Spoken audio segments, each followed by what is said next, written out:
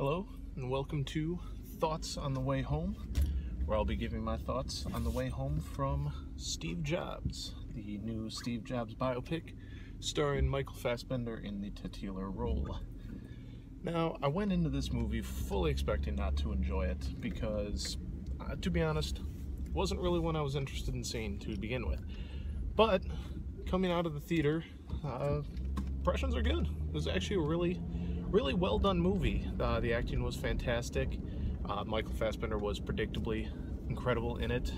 Kate Winslet. Took me a movie to finally, it actually took the credits rolling to finally figure out that it was Kate Winslet in the role of his marketing person.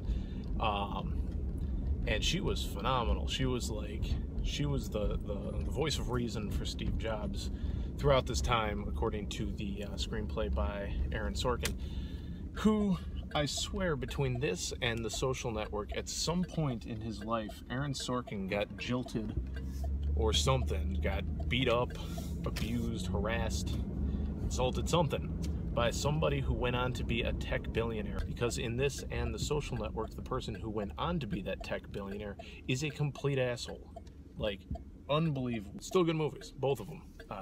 This one felt a lot like The Social Network, and you can definitely tell through the writing, the way the characters are portrayed.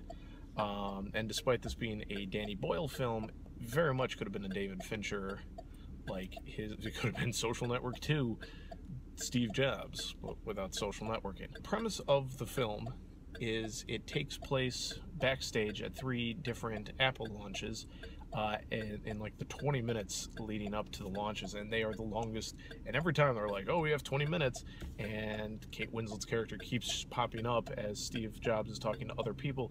Kate Winslet keeps popping in saying, Steve, we gotta go, you have a minute till you have to be on stage, and she would say a minute like every 5 minutes. So it's the longest 20 minutes on the planet, and Steve Jobs cannot start late at any of these press conferences. And Seth Rogen plays Steve Wozniak, who, not knowing a ton about the history in Apple, between Steve Jobs and Steve Wozniak, I'd always thought Steve Wozniak was just not a fan of Steve Jobs. You could tell in the things he did, the way he acted, that he was not happy with how Steve Jobs was running Apple. Jeff Daniels is also in the film. He plays John Sculley, who was the CEO of Apple for a little while. He was a mentor and apparently a father figure to Steve Jobs. In every conversation at all 3 of these launches, you know, everyone mirrored back to another one in a very movie kind of a fashion that most definitely was not a conversation that was actually had. Wozniak keeps bringing up, you know, his contributions, which actually that one might have actually happened that way.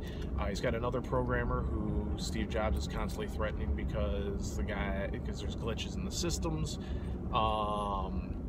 John Sculley, he's always bringing up about the business end of Apple, and you know how John Sculley's kind of screwing him out of it and everything like that. Everyone, it's just kind of like picking up where we left off, but I've had 4 years, 10 years to think about it in the meantime. The thing I didn't like about the movie was one of the biggest storylines too was Steve Jobs' relationship with his daughter that he claims isn't his, and her mother, and you know, the relationship with that. And it constantly painted, and it might have been true, I don't know, the mother as very irresponsible with the money, and she only showed up at these launches to beg Steve Jobs for more money, and then she would spend it stupidly. That kept coming up throughout the movie, and where Lisa, his daughter, was trying to form a bond with him, and just like Steve Jobs is an asshole, so he keeps pushing her away and doesn't want anything to do with her. But he does, like, he doesn't want to like acknowledge that she's his, and he doesn't want to, you know, deal with her, but he wants her to be happy in life because he didn't know his real father growing up. So he doesn't want that for her, but he doesn't want to be her father. And you know how that goes in a movie, you know where that's headed in a normal movie. So it was a weird kind of a subplot that I didn't really care about, didn't really need for me. I get why it's in there because something has to humanize Steve Jobs in this movie, and it had to be, you know, it was his daughter, and definitely makes sense. It was just, for me, a storyline that was going nowhere. overall, it is a pretty good movie. I do recommend it. It's not one you have to see in theaters. If you want to see it now, definitely go see it in theaters. But it's not one that you have to go see in theaters. Definitely at least rent it. Give it a shot. It's a good movie. It's a quality film. It's up there with The Social Network. If you're a fan of The Social Network, I definitely highly recommend Steve Jobs. These have been my thoughts on the way home from Steve Jobs.